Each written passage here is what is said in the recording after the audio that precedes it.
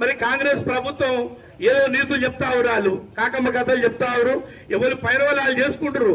చేసుకోరు వద్దంటలే, మీరు చేయండి, మీ ప్రభుత్వం ఉంది, మీరు చేయండి. కానీ ఇచ్చిన మాట కూడా కనీసం ఏ మాత్రమైనా సిగ్గు లజ్జ 2000కి 4000 అన్నావు, అది లేదు.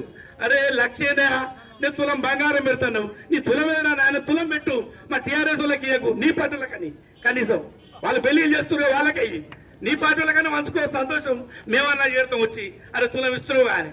అది లేదు ఇది లేదు, ప్రతి ఒక్కరిని మోసం చేసి, కొండోళ్ళని మోసం చేసి, గుడ్డోళ్ళని మోసం చేసి, ప్రతి ఒక్క దేవుళ్ళని కూడా మోసం చేసివి.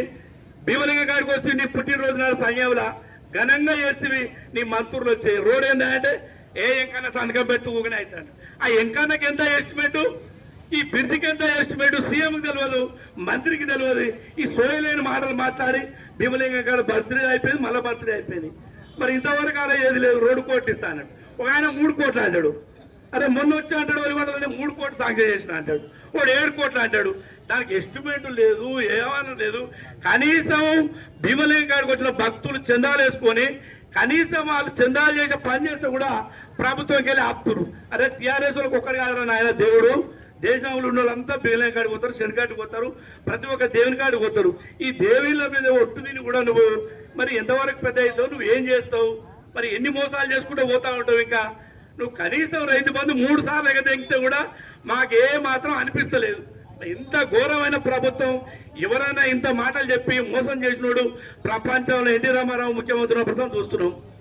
మరి ఎవరైనా చేసిరా అట్లా? ఇంతవరకు ఇంత మోసమా? జనాలు ఎందుకు కన్ను తెరుస్తలేరు? ఏ ఊర్లో ఆ ఊర్లో అరికట్టాలి. ఇంత మోసం అంటే నువ్వు ఇన్ని అబద్ధాలా?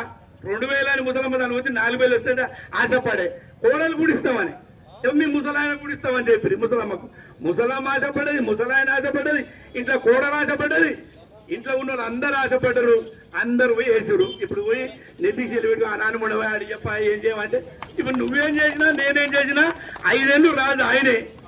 కానీ కనీసం ఏదైనా ఒకటి చేయరా నాయన, నీ దండం పెడతాం, మేము రోడ్ల మీకు రాకుండా చేయి, నువ్వు 5 ఏళ్ళు మంచిగా చేసుకో, మళ్ళీ 5 ఏళ్ళు నీకే ఇస్తారు, మాకు ఏరుగా.